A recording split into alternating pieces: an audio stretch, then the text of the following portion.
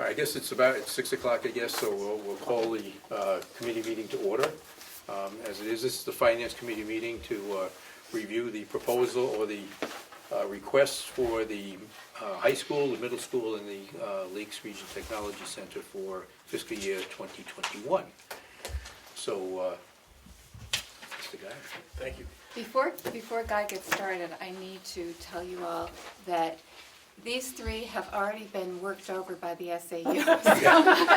Well, I was looking at I was looking at some of this, and I'm assuming that We took the Band-Aids off.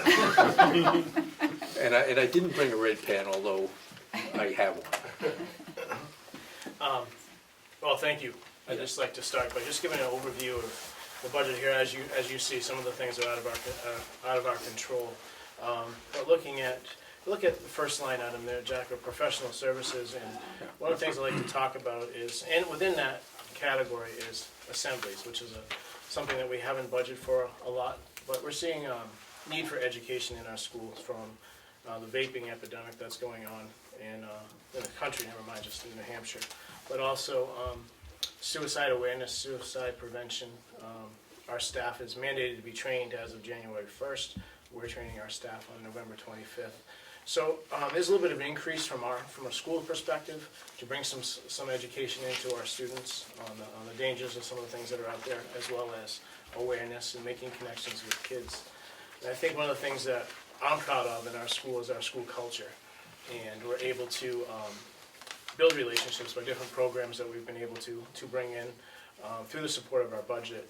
Renewed being one of those, as well as our peer outreach this year with a mentoring program. So we're looking for kids to feel connected as well as be supported. And I believe, since my 10, 11 years as principal in the high school, is if we can make sure that our kids feel safe, they'll come to learn as well. If those things are taken care of, they'll come to learn. So within that professional services, I see a bigger need for us to do a little more education with our students and some of the things that go on in their lives, from social media to some of the things that we're all aware of. I agree. We certainly have to be more proactive on that. And we see that on a daily basis.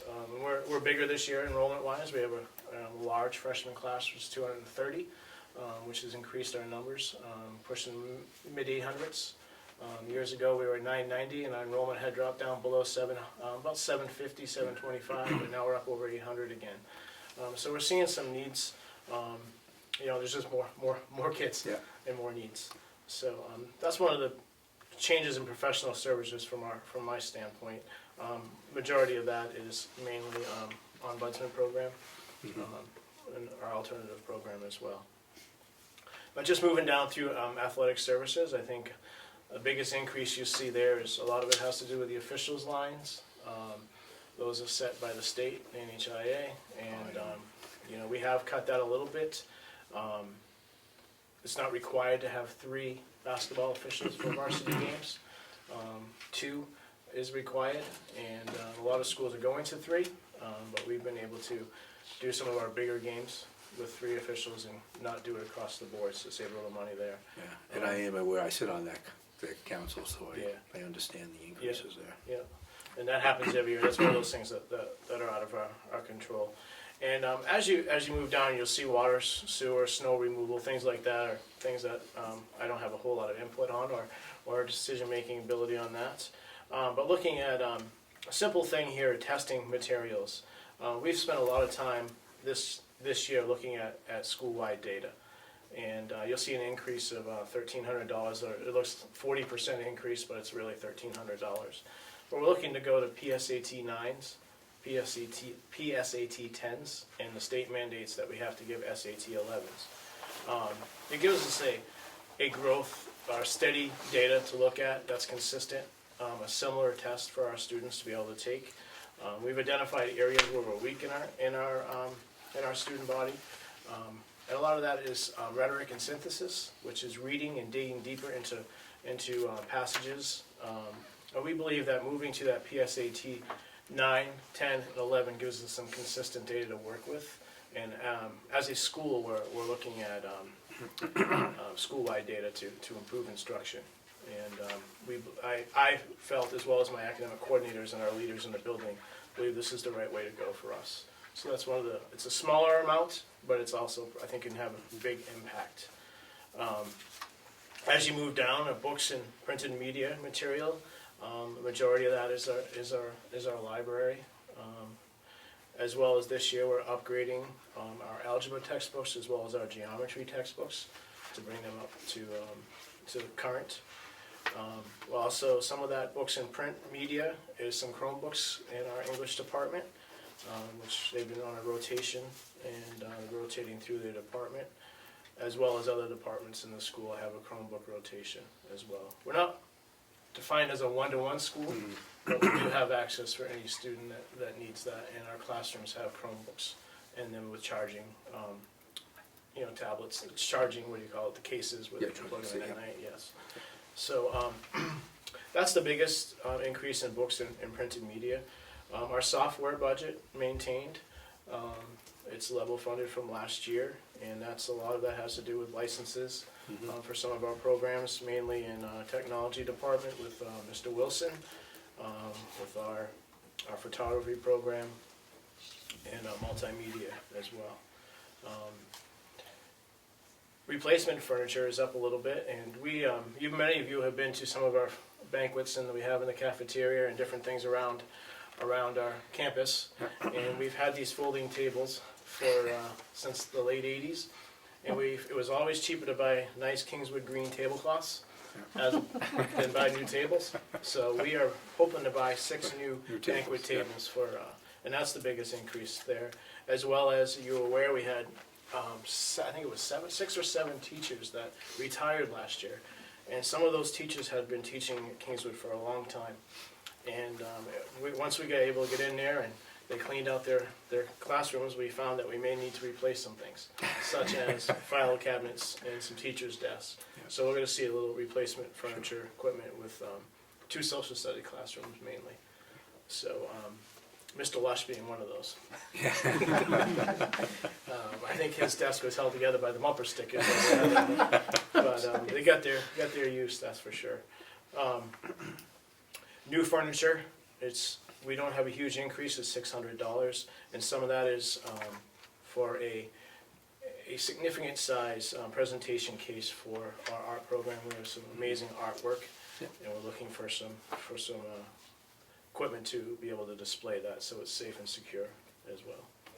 So as you see, a lot of the budget that we're looking at right now is things that it just cost to run our building on a daily basis.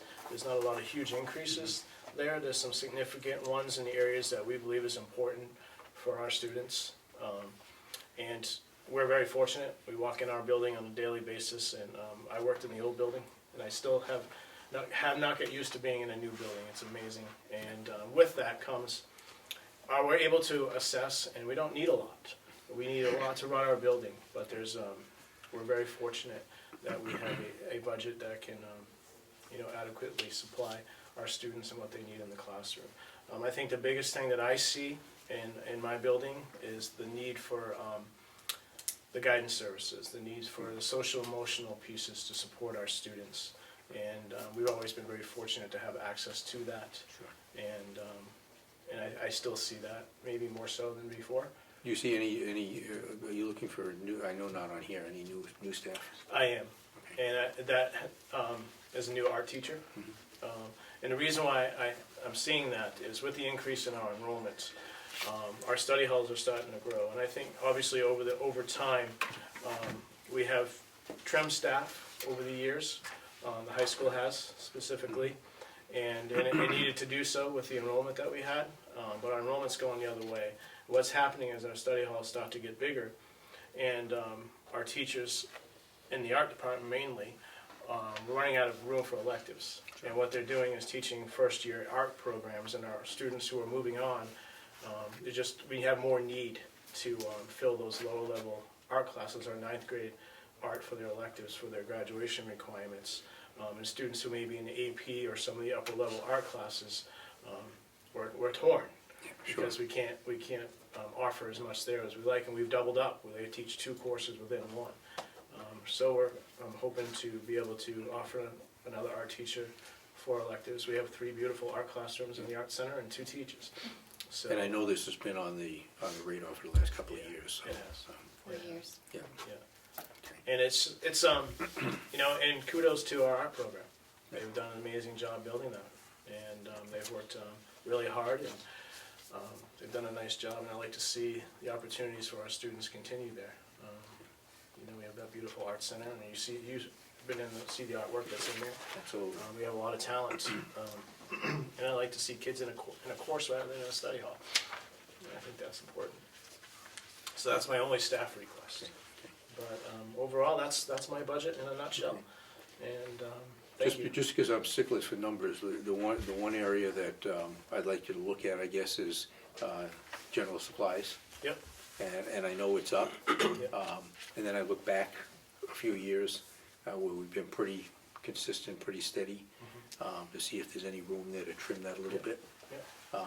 Again, we don't have to take it all away, but, you know, trim a little bit out. Every penny counts as far as I'm concerned, so if we can modify that a little bit, Sure. I'd like to try to do that. The rest of it, to me, looks perfectly fine. Anything, Dana or Jim? No, I think it's great. A lot of good things going on at the high school, and certainly I understand the request for the art teacher, and I'll have to look at that and see how that fits into the budget. On Thursday, basically, we'll be looking at the final numbers there, so. This is, it's taken 4 years for me to get strongly behind this position Yeah. for 2 reasons, really, because I felt like the enrollment really needed to grow. Yeah. And the other piece of it was there was room for the program to grow as well. Sure. And now we have kids that want to take that Yeah. 3rd year, Yeah. and they can't. Sure. And talk a little bit about enrollment too. Is, we can, you know, you can project enrollment. Sure. Look down and see what kids are coming. But we've been finding in the last couple of years is we're not having kids leave or move out. Right. What we're doing is we're having kids walk in 3 weeks before school starts with 35 or 40 students. Yeah. And that's what we're seeing, more of a trend that way than this. Where we would lose a few every year. Sure. It would kind of be a wash, Mhm. but we're getting more students coming into our school as opposed to leaving. And I know we've gotten the questions about, you know, the student population's gone down, have you cut staff and all, and we certainly have, and we've been able to explain that. And obviously, any new positions, we just have to be able to justify, you know, why that position's out there. And, I mean, I certainly understand that, so, thank you. Anything else for Guy? Excellent, thank you, Guy. Thank you. Appreciate that. All right, Looks like I'm up. you're up. Thank you again for just, you know, an opportunity to kind of share a little bit about the middle school. Excuse me. Budget-wise, similar to so what Guy discussed, some of those increases and changes are around other items, kind of the maintenance of the building grounds, snow removal, things to that effect. Coming as my first year, looking at this budget, really sat down with Kathy and looked at, okay, where are we spending over the years to now where, you know, where's the line item there, and really trying to be fiscally responsible in that sense. And there's not really a lot of movement in the bottom dollar, if you will. It's really looking at where are we looking to spend some of those monies. And right now, our biggest piece, Guy talked about a little bit with his technology, but ours, we are one-to-one school, if you will. Each child is assigned a Chromebook. Coming in this year, just looking at systems, we had a lot of broken and maybe misused Chromebooks, well, upwards to 100, just not really managed well. So we spent some money, and you talk about general supplies, we ended up buying a bag, similar to maybe this one here, just they can hold or put over their back, to just show the importance of it being a tool for the children. We have had zero broken, in a sense, if it's been falling off, or maybe just kind of horsing around, kind of playing, which is just really a misuse of materials. And we kind of sent a message of this is an important tool. But we're still building back up to make sure we can. And that's the line item, the 25.9 down to replacement. It's down the bottom, yes, sir. So replacement equipment. Exactly, it's, you know, so it looks like it's bigger, and relative to that line, it is, we've kind of moved some other monies, we Sure. weren't really spending, Yep. to move to that, and really making sure that, our kids have a tool that they can use throughout, and we really do, we've created systems to store them properly if they weren't being used, within classrooms, to also really, using them well. The problem is, unlike 5-6 years ago, the Chromebooks are unfortunately made to be somewhat disposable. Right, right. You know, we're getting 4 years on a good Chromebook. We're trying to push 5+, as Kathy's in my ear saying, no, needs to be last longer. But the hardware software side of it, hands get tied a little bit where they stop updating certain brands, and we're kind of held hostage. Well, a little in the bit to that. business world, we go through that all the time, so it's not, it's easily explained. So we haven't really looked at, we haven't prior to, we have created a recycling kind of system to look where, when children come in, how they are provided a Chromebook, and then how that kind of follows them through, and how we can kind of keep updating it through the software over the summer, so it's, fresh and clean and quick. Sure. And so the kids have really valued it this year, and the teachers have as well, so we're not seeing that loss of equipment as well. But, at 50 Chromebooks alone, that's over $13,000. So that's, it adds up quick when you're trying to create some. And that's not even the teachers' teachers' laptops. And also, we're still looking to update our overall hardware within classrooms. Our boards, as we've talked about even last year in some of the other schools, they're overpriced whiteboards. The companies have stopped producing the software, so really it's a projector projects to it. It doesn't work as it once had.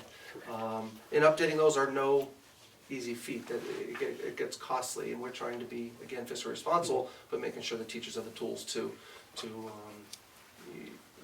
get done what they need to get done. One thing I forgot to ask when Guy was up, and you've got the same line item, and that's the health services, and if I'm not mistaken, that's the increases from Huggins for the. That's correct. Yep. The contracts that we have with them. Right. Okay, that's fine. Thank you. So yeah, looking at that, I mean, there's sorry. So with that, that's our biggest really push, and where a lot of our attention's been going is making sure we're embedding that within really our daily practice within learning.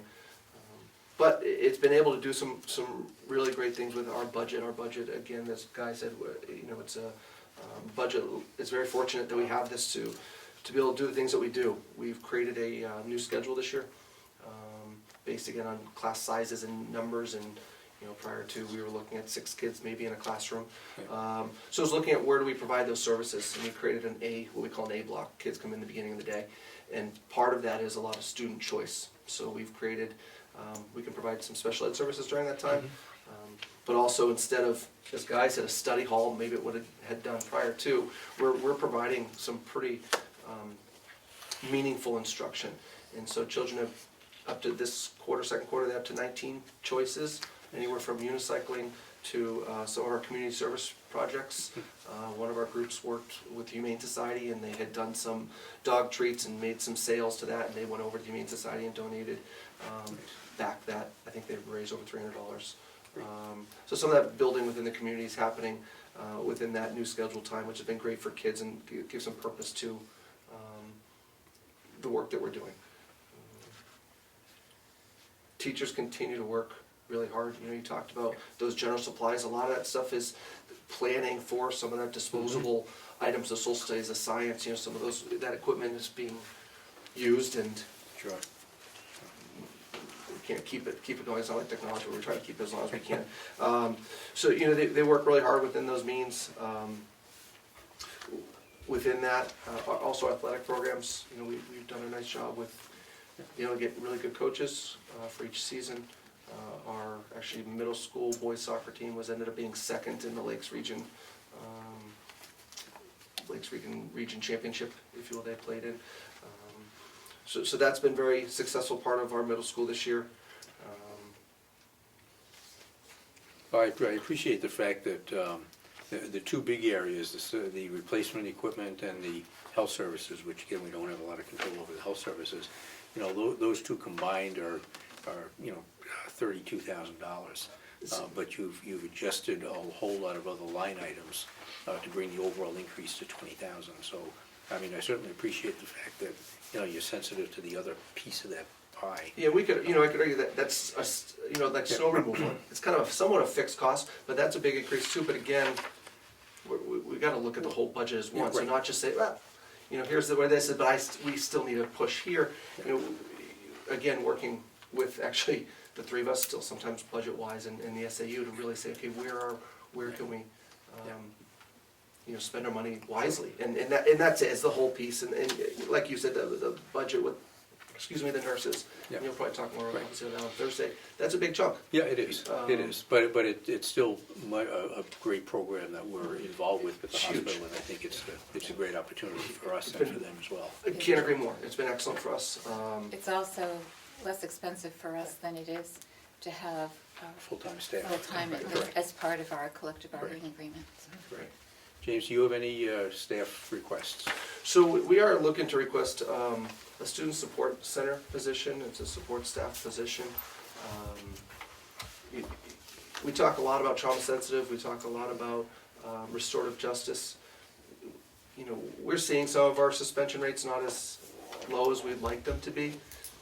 No one's learning anything sitting at home. No one's learning anything necessarily within the school suspension. We know that. But with our given resources, some of that's non-negotiable depending on behavior. But I believe some of the work that we've been doing at the elementary level with the additional social work and the additional supports there through guidance, to get that through the middle school, a lot of children come with the support that they're used to of some of that support center. It's a system that has worked in our district quite well. When we come to middle school, that kind of global piece of where do we support behaviors, where do we, outside of just guidance, and some of that restorative justice is a bit of a downfall for us right now.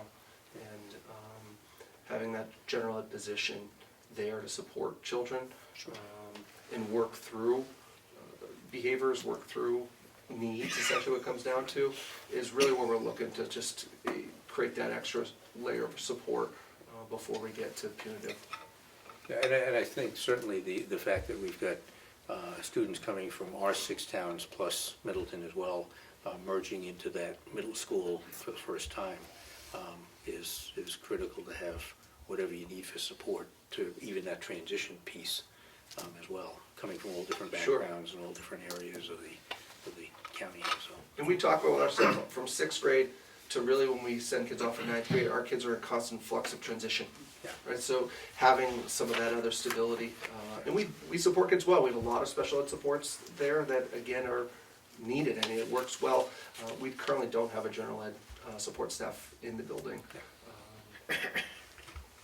I think our communication too, not to jump on Sure. No. time, but It's out. we spend a lot of time, the three of us, just what our expectations look like for Right. 7-12. That's been helpful this year, so. That's good. So that's great. I think the team effort that you guys display is terrific, I think, so. So we're consistent with students as they come through. Excellent. And what the elementary schools are seeing, and I know some of you are aware of this, but a lot more kids that have some significant behavior problems. And we really, for the most part, we have the resources to deal with them, but we're talking about kids that hit, kick, bite, punch. And so it takes some special resources to help teach those kids how they need to behave. And so they're not all completely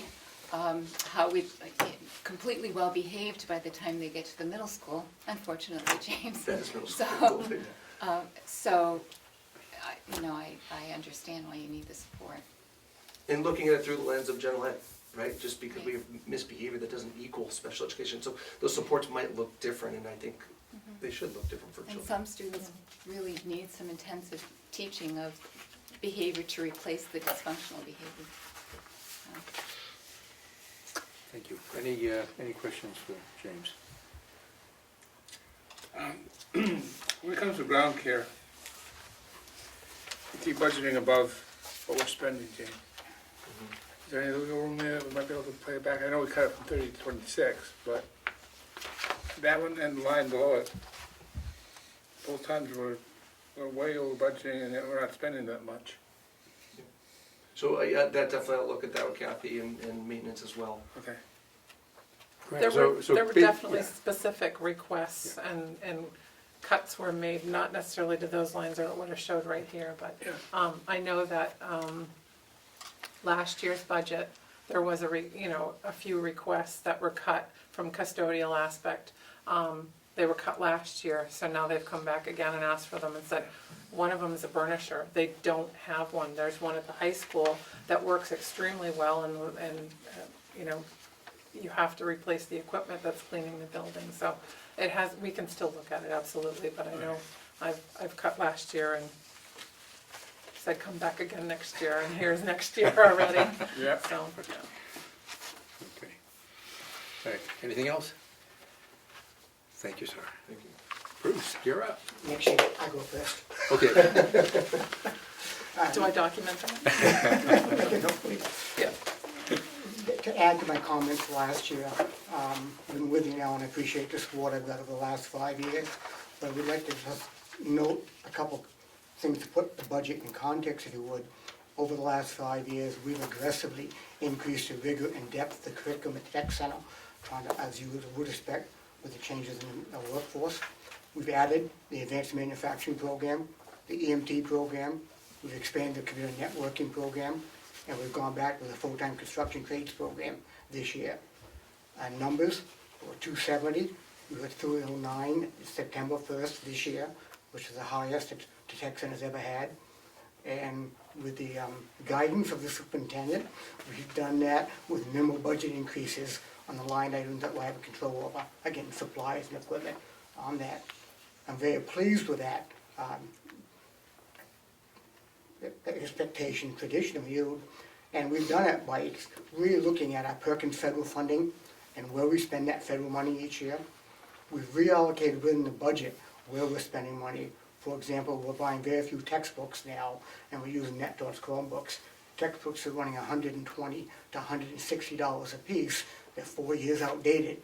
Chromebooks are a better choice, and we move money around within the account if you go back and look over a 5-year period. And we looked extensively at shop activities and projects that can do some self-funding. Auto collision, welding, and construction are all generating some income.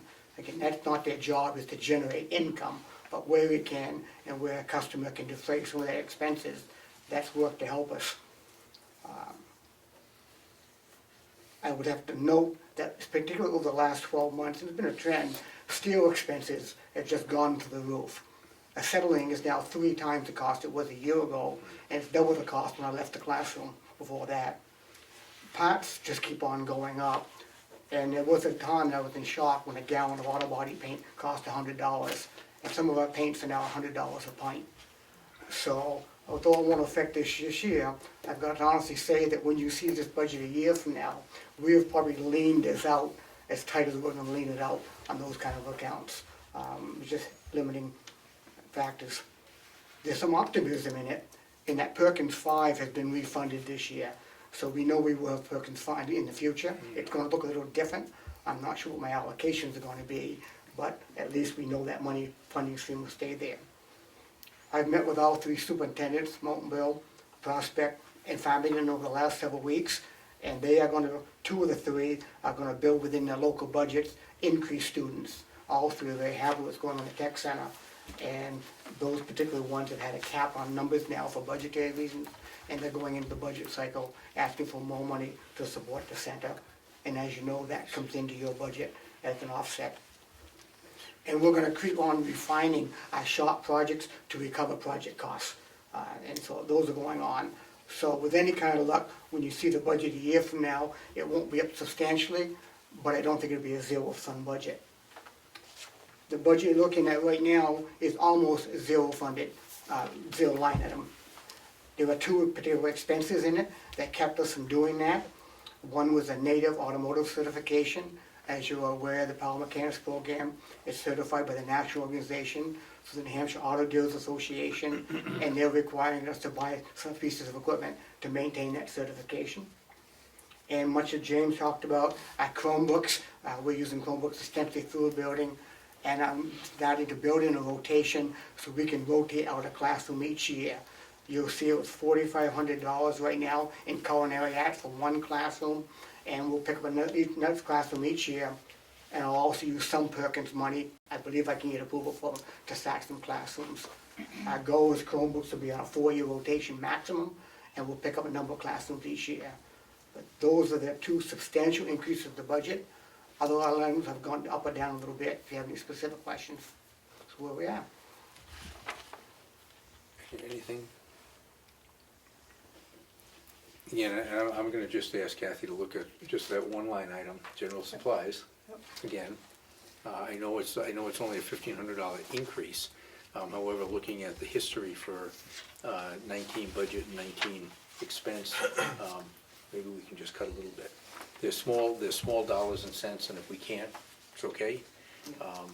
And, you know, in the grand scheme of things, you know, I think if we look at all three of your budgets, we're looking at $72,000 of increase for the high school and the middle school and the tech center, which is very, very reasonable for any increases. So I certainly appreciate the efforts that you put out and working with the SAU office to trim these as much as you can. Any new staff on your No. horizon? We're fully staffed right now. Excellent, excellent. Okay. Any other questions down this end? Nope. Boy, this is simple, easy. Any questions out here? Yeah, Honor. sure. I'm Rick Serrano, selectman from Brookfield. Nice to see you again, Rick. Thank you. Again, like last year, I am impressed with the fiscal responsibility of this management team. These are the funds that touch our children. And I see no issues there. Supplies are supplies. I mean, the cost of commodities go up. And Sure. I don't think they're looking for more supplies, they're just looking to cover their expense. And if that means cutting what we need to continue the great job we're doing, it might not be good to cut small dollars out of there. There's another section of this budget that needs attention, but this section is solid. Yeah, thank you. I appreciate that, and I do agree. If it doesn't make sense to cut some of these things, then we don't cut them. And I know the SAU office, when the administrators first bring their budgets in, you know, they take the red pencils out and mark them up first before we get them. So what we see is pretty much the bare bones effort, and I really do appreciate that on everybody's part. So thank you. And I want to know if Guy and Bruce buy James dinner for ironing things out in the middle school. Get their students on a level field by the time they get to high school. He hasn't been here long enough yet. Give it a couple more months. Thank you, appreciate that. Any other questions or comments? No? I think we're going to be done for tonight then. Well, thank you very much for coming, I appreciate it. Thank you. Appreciate it. Thank you. Thanks for your time. All right, we'll be back here tomorrow night at 6 o'clock again for the elementary school.